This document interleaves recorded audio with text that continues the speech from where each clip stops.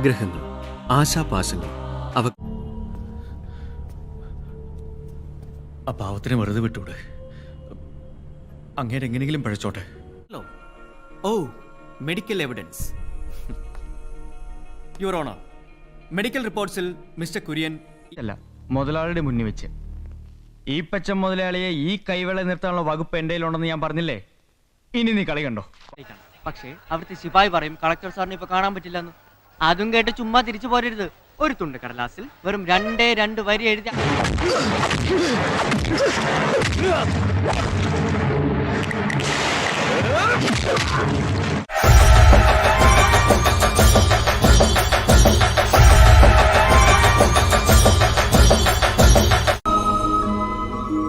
Georgy, എന്ത് മണ്ടത്തരോ നീ പറയുന്നേ?